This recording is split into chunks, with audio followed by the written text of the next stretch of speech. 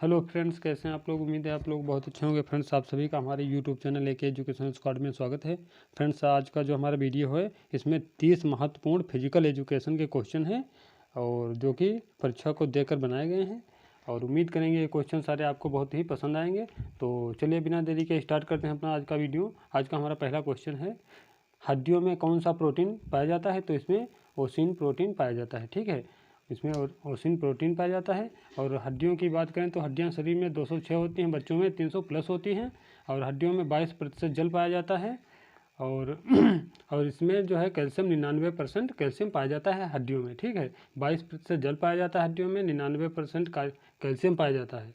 और शरीर में जो वयस्क व्यक्ति होता है उसमें 206 होती हैं, बच्चों में 300 से अधिक होती हैं। ठीक है, तो चलिए फ्रेंड्स, और जो वो ब्लड का जो निर्माण होता है वो भी हमारे हड्डियों में होता है। हड्डियों के बीच में जो बोन मैरो होता है उसमें ब्लड का निर्माण होता है। चलिए फ्रेंड्स, अगला क्वेश्चन देखते हैं। कार्टिलेज कार्टिलेज कार्टिलेज जो होता है इसको उपास्थि कहते हैं। एक हड्डी होती है और एक होती है उप अस्थि, यानी हड्डी होती है, एक उपास्थि होती है। अस्थि और उपास्थि होती है। ठीक है, तो अस्थि बोलते हैं हड्डी को, उपास्थि बोलते हैं जो मतलब उससे थोड़ा मुलायम होती है हड्डी, उसको उपास्थि बोलते हैं और इसको इंग्लिश में कार्टिलेज कहते हैं। ठीक है, सॉरी फ्रेंड, कार्टिलेज कहते हैं। और तो क्वेश्चन देखते हैं, कार्टिलेज में कौन सा प्रोटीन पाया जाता है। तो हड्डियों में ओसिन प्रोटीन था और कार्टिलेज में कांडिन प्रोटीन होता है। ठीक है, कौन सा, कांडिन प्रोटीन होता है। और ये जो कार्टिलेज होती है उपास्थि होती है, थोड़ा मुलायम होती है। ठीक है, ये थोड़ा मुलायम होती है। मुलायम क्यों होती है, क्योंकि इसमें कैल्शियम फास्फेट पाया जाता है। हड्डियों में कैल्शियम 99% पाया जाता है और बाकी जो इसमें उपास्थि होती है यानी कार्टिलेज होता है, इसमें कैल्शियम प्लस फास्फेट पाया जाता है। तो फास्फेट क्या करता है, फास्फेट हड्डी को मुलायम बनाए रखता है। और जो कार्टिलेज होता है ये जो हड्डियों के जॉइंट होते हैं वहाँ पर मतलब इसका निर्माण होता है, वहाँ पर पाया जाता है। और खासकर कान और नाक की जो हड्डियाँ होती हैं इनमें भी कार्टिलेज होता है। चलिए अगला देखते हैं। अगला है, क्रिकेट पिच की लंबाई होती है। तो क्रिकेट पिच की लंबाई तीनों मानक इसके बता दिए हैं। 22 गज, या फिट की बात करें तो 66 फीट। अगर जो मीटर की बात करें तो 20.12 मीटर। ठीक है, गज की बात करें तो 22 गज हो जाएगा, फिट में 66 फीट हो जाएगा और मीटर में 20.12 मीटर हो जाएगा। चलिए अगला देखते हैं। अगला प्रश्न है हमारा, एलिसा जांच यानी एलिसा टेस्ट किस रोग से संबंधित है। तो ये एड्स से संबंधित है। अगला क्वेश्चन, BCG यानी बैसिलस कालमेट ग्यूरिन का टीका किसकी रोकथाम के लिए लगाया जाता है। तो ये क्षय रोग के लिए लगाया जाता है, यानी TB के लिए। ठीक, TB के लिए लगाया जाता है रोकथाम के लिए। अगला क्वेश्चन देखते हैं। मानव नेत्र की दूरदृष्टि दोष को कहा जाता है। जो मानव नेत्र में जो एक बीमारी होती है मानव नेत्र में जो एक बीमारी होती है, कौन सी, दूरदृष्टि दोष। ठीक है, दूरदृष्टि दोष जो होती है इसको अन्य नाम से जाना जाता है, वो नाम क्या है, हाइपरमेट्रोपिया। ठीक है, ये बीमारी होती है कौन सी, दूरदृष्टि दोष कही है या हाइपरमेट्रोपिया कही है। ठीक है, और इसमें दिक्कत क्या होती है, दूरदृष्टि दोष में, इसमें दूर की वस्तुएं स्पष्ट दिखाई देती हैं लेकिन जो नज़दीक की वस्तुएं जो होती हैं वो स्पष्ट नहीं दिखाई देती हैं। और इसका जो लेंस होता है, जो चश्मे का लेंस होता है, तो इसको दूर करने के लिए किस लेंस का प्रयोग किया जाता है।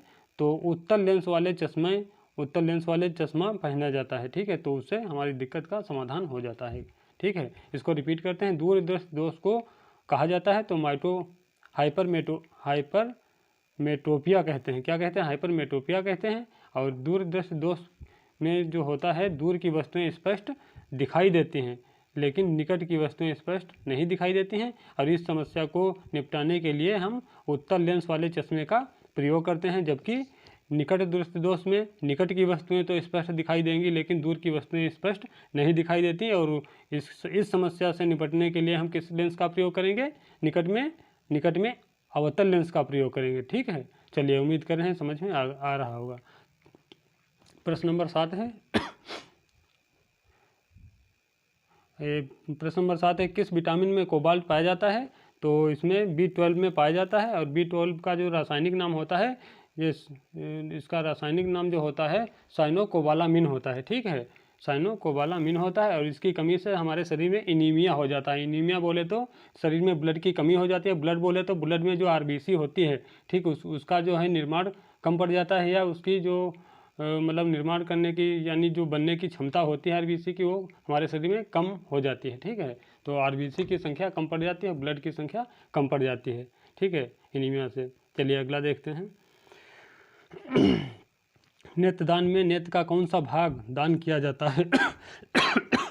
नेत्रदान में नेत्र का कौन सा भाग दान किया जाता है? तो ये जो है कार्निया जो है ये दान किया जाता है। और ये जब दान कर दिया जाता है, जो मृत्यु हो जाती है व्यक्ति की, तो उसके लगभग में वही 5-6 घंटे के अंदर इसको निकाल लेना होता है, ठीक है, आँख को निकाल लेना होता है, जिससे दूसरे को मतलब ट्रांसफ़र किया जा सके आसानी से, खराब ना हो।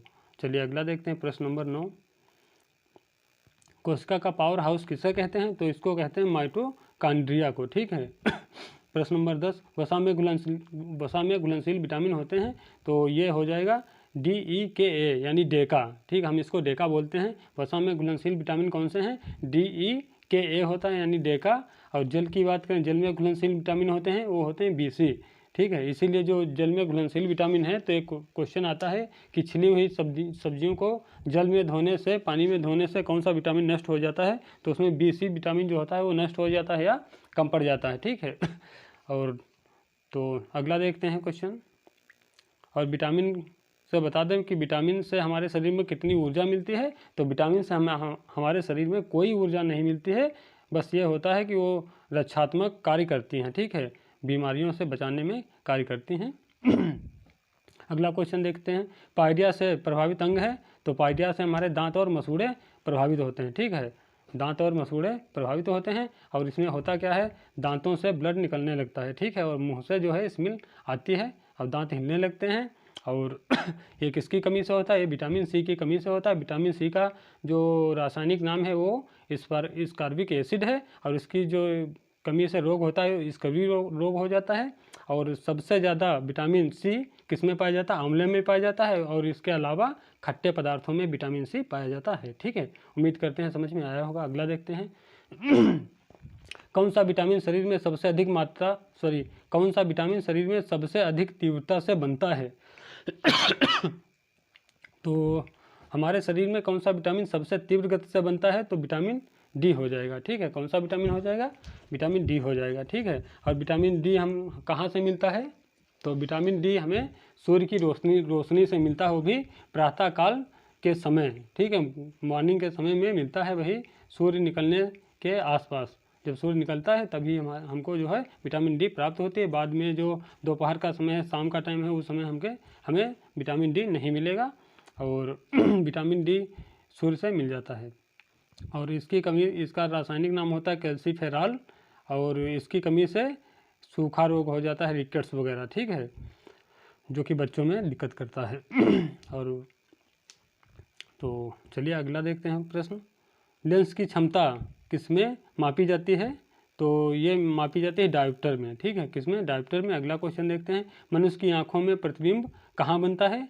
तो ये मनुष्य की आंखों में जो प्रतिबिंब बनता है यानी इमेज जो बनती है वो रेटिना पर बनती है, ठीक है। और और प्रतिबिंब जो है, इमेज है, वो कैसी बनती है? तो वास्तविक और उल्टा बनती है। क्वेश्चन आता है कि मनुष्य की आंखों में प्रतिबिंब कैसा बनता है? जो रेटिना होती है, रेटिना पे जो प्रतिबिंब बनता है वो कैसा बनता है? तो वास्तविक और उल्टा बनता है, ठीक है। तो इसको रिपीट करते हैं थोड़ा। 14 नंबर क्वेश्चन। मनुष्य की आंख में प्रतिबिंब कहाँ बनता है? तो बनता तो रेटिना पे है। और कैसा बनता है? वास्तविक और उल्टा बनता है। चलिए प्रश्न नंबर 15 देखते हैं। 15 क्या है? ओलंपिक खेलों को किस देवता को खुश करने के लिए शुरू किए गए? यानी ओलंपिक जो खेल हैं वो किस देवता को खुश करने के लिए खेले गए, मतलब इनकी शुरुआत करी गई थी? तो जीएस देवता थे। कौन से? जीएस देवता को खुश करने के लिए ओलंपिक खेल जो है इनको शुरुआत में शुरू किया गया था। और जिनको हमारे यहाँ सूर्य देवता बोलते हैं, उनको वहाँ यूनान में क्या बोलते हैं? जीएस देवता बोलते हैं, ठीक है। और इसकी जो शुरुआत हुई थी ओलंपिक, प्राचीन ओलंपिक के 776 BC यानी बिफोर क्राइस्ट में हुई थी। बिफोर क्राइस्ट मतलब जो ईसा मसीह के पहले पूर्व का समय होता है उसको मतलब बिफोर क्राइस्ट बोलते हैं, बीसी बोलते हैं, और उनके ईसा मसीह के बाद वाला जो समय होता है उसको एडी बोलते हैं। ठीक है, तो ओलंपिक खेल की प्राचीन ओलंपिक खेल की शुरुआत हुई है वो 776 ईसा पूर्व में, और जो आधुनिक ओलंपिक की शुरुआत हुई है वो 1896 में हुई है। तो चलिए फ्रेंड्स अगला देखते हैं। उम्मीद कर रहे हैं समझ में आ रहा होगा वीडियो। फ्रेंड्स यदि क्वेश्चन अच्छे लग रहे हैं तो हमारे इसे लाइक ज़रूर करिए, और अपना जो चैनल है इसको सब्सक्राइब करना, बेल आइकन जरूर दबा देना साथ में, क्योंकि मैं इसी तरह के वीडियो हर रोज़ अपलोड करता हूँ। ठीक है, चलिए अगला देखते हैं। 16 नंबर प्रश्न, नेशनल फिटनेस कोर का गठन कब और कब हुआ है। ठीक है, नेशनल फिटनेस कोर का गठन कब हुआ है, तो 1965 में हो जाएगा। और अगला देखते हैं, ट्रेकोमा बीमारी शरीर के किस अंग को प्रभावित करती है, तो ट्रेकोमा जो बीमारी होती है ये आँख को प्रभावित करती है, क्योंकि ये आँख की ही बीमारी है। ठीक है, अगला क्वेश्चन देखते हैं 18 नंबर, FIH यानी federation of international hockey, FIH federation of international hockey, तो और इसको हिंदी में क्या अनुवाद हो जाएगा, अंतर्राष्ट्रीय हॉकी फेडरेशन। अंतर्राष्ट्रीय हॉकी फेडरेशन की स्थापना यानी अंतर्राष्ट्रीय हॉकी फेडरेशन की स्थापना कब हुई, तो ये हुई 7 जनवरी 1924 को। ठीक है, 7 जनवरी 1924 को हुई है। अगला प्रश्न देखते हैं 19 नंबर, भारतीय हॉकी फेडरेशन की स्थापना कब हुई है, तो इसकी हुई 1925 में, और कहाँ हुई है, नई दिल्ली में हुई है। ठीक है, प्रश्न नंबर 20, हॉकी का जादूगर किसे कहा जाता है, तो हॉकी का जादूगर कहा जाता है मेजर ध्यानचंद को। मेजर ध्यानचंद को हॉकी का जादूगर कहा जाता है। और 29 अगस्त को जो खेल दिवस मनाया जाता है, ठीक है, 29 अगस्त को खेल दिवस मनाया जाता है, वो इन्हीं के पुण्य जन्म दिवस के, इनका बर्थडे था, उसी को मतलब खेल के रूप में मनाया जाता है। 29 अगस्त को खेल दिवस मनाया जाता है। अगला देखते हैं प्रश्न नंबर 21, डीएनए की खोज सर्वप्रथम किसने की, तो जोहान फ्रेडरिक मिसर ने 1869 में करी थी। और डीएनए का फुल फॉर्म जो होता है डिऑक्सीराइबो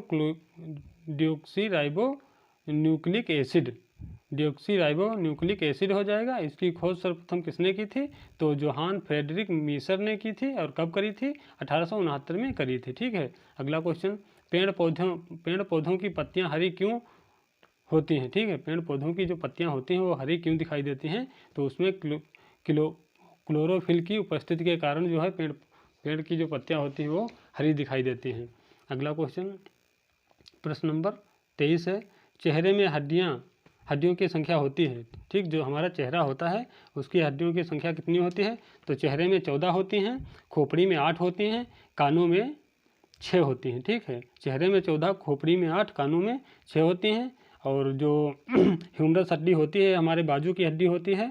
और रेडियस और अल्ना जो हैं ये कोहनी से कलाई तक की, हाथ की जो कोहनी से कलाई तक हाथ होता है वहाँ की होती है रेडियस और अल्ना। ठीक है, फीमर हड्डी हमारे शरीर में सबसे बड़ी होती है।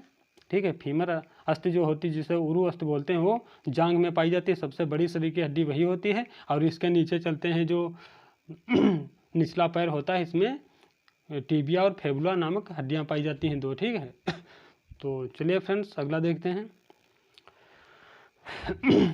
फर्नांडो अलोसो किस खेल से संबंधित थे, तो ये फार्मूला 1 रेस से संबंधित है, जिसे F1 रेस भी कहा जाता है। ठीक है, फार्मूला 1 रेस कहिए या F1 रेस कहिए। ठीक है, इस खेल से कौन संबंधित था, फर्नांडो अलोसो।